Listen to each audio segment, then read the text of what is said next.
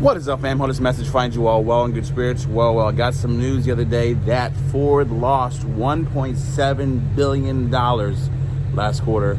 I have some theories. Let's get in the Hulk. Let's talk about it.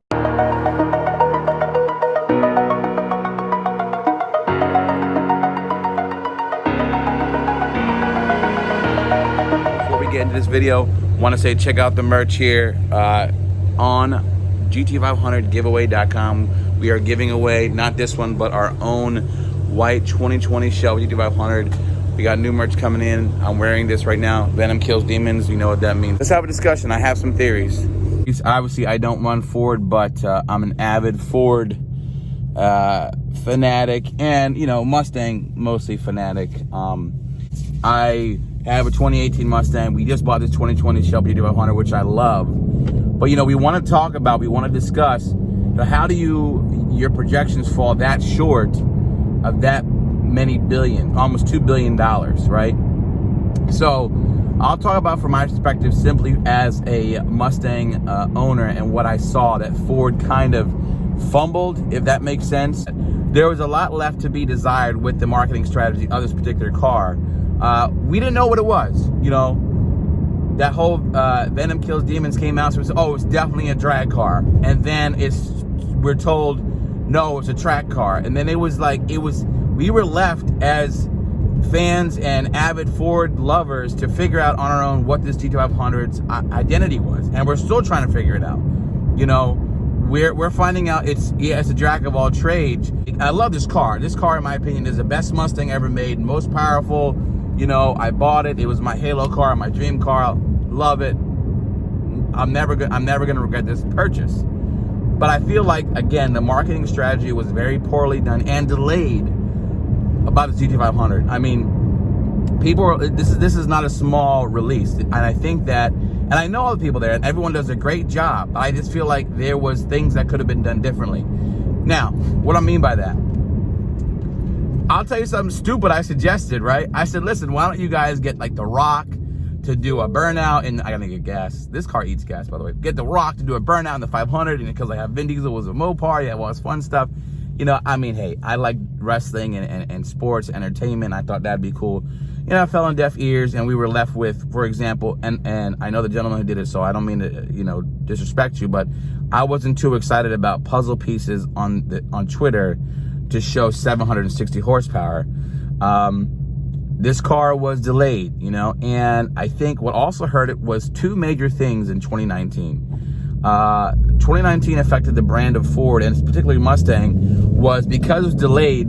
The Corvette C8 came out, and with that starting price tag, they said of $60,000, really hurt, because this car I think is a little bit overpriced. That was damaging, right? I think the C8 stole all the publicity from the GT500 in the summertime, and it was C8 phenomena. People just couldn't get enough of the C8. There were channels that grew out of nowhere because the C8 is so, it's the first mid-engine, rear-wheel drive, American-made sports car that's affordable. And now everybody has a different affordability rate, but I'm talking about in the market of sports cars. The C8 really stole so much shine for the Mustang. It hurt me to watch. I was like, ooh, this is your market, guys. Like, you missed. I get a lot of people revving at me. You missed that opportunity. This to me was the biggest problem with Ford in 2019. And what, I'm not saying it directly resulted, but this is what happened. And that was their product launches were poor. I think Jim Hackett said it himself in the article, which I'll put in the link down below. You can read it. Explorer, GT500, they know that. And then they put all their eggs in the basket of the Mach-E Mustang electric SUV. Ford is over marketing the whole Mustang Mach-E thing. Like, on their page, it has almost 10,000 followers on Facebook, 10 million, sorry, on Facebook. We see so many ads about the Mach-E and barely a blip of the GT500. So, like, again, what are we trying to do? I feel like Ford is chasing Tesla. Tesla just overcame them, by the way, as being making the most sales as an American automaker. That Roadster that was supposed to come out from Tesla is still not out yet. You could have made an electric Mustang. You want to talk about drag strip and torque and killer quarter, you know, do something with this. Let's stop seeing the SEMA stuff. Let's see what you could do. We like the aftermarket, but like, it'd be a lot easier and you'd make more money if you just build what we're asking. And I know the market has to move towards electric vehicle, that's fine. If you're gonna make an electric Mustang, make a coupe first, then graduate to the Mach-E. Those are the three major things, and I kind of ramble, but I repeat them. The poor strategy in getting this car out and marketing it, the GT500, the C8 coming and taking all its shine, and then this whole Mustang Mach-E SUV thing really lend itself to hampering and hurting what Ford was showing out there, you know? Mustang's not their best seller.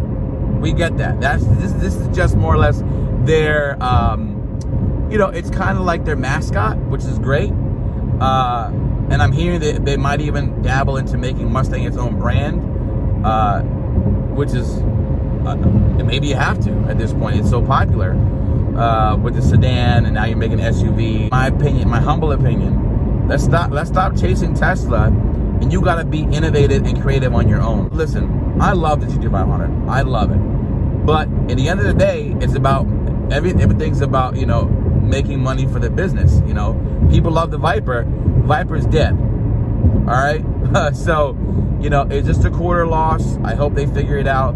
But like Jim Hackett said, the product launches have got to be better. And that's true. You know, this year coming up, you know, we've heard rumors, and because there was some leak, the 2023 Mustang's coming out.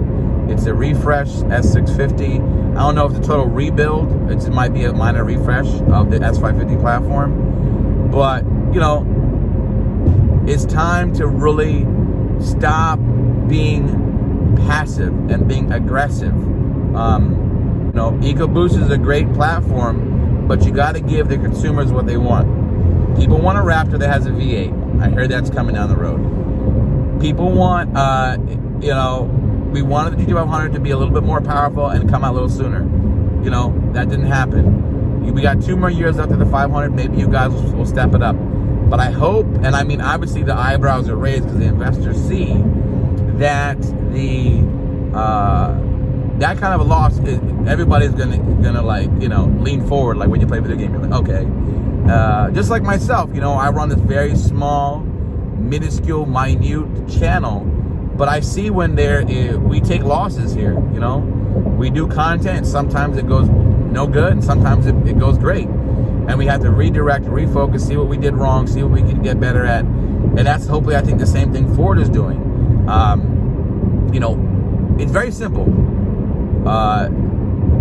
Make cool products, make easy products that you know, they're getting a little more expensive. You know, Ford used to be stuff that was, in my opinion, their products were way more affordable. Now they got a lot more expensive. So listen, this is a long-winded video. You've stayed on this long. I appreciate it. This is just my assessment and my opinion of what Ford can do to get better, and what caused some of those issues. And you know, I keep repeating myself, but you can rewind the video. The Lady 500, C8 stole its shine. The whole Mach-E situation. You know, we should have had a Tesla fighter Mustang first to beat him to the punch, and you know, go from there. We'll see what happens. Hopefully 2020 is better for Ford in that regard. But I'm excited for the products coming up. They got the Bronco coming out. You know, we're already talking about the Mach 1 regular Mustang, and we'll see what happens with this Mach-E Mustang. You know, they have a performance one. Maybe that's gonna be our torque monster crazy dragster car. I have no idea.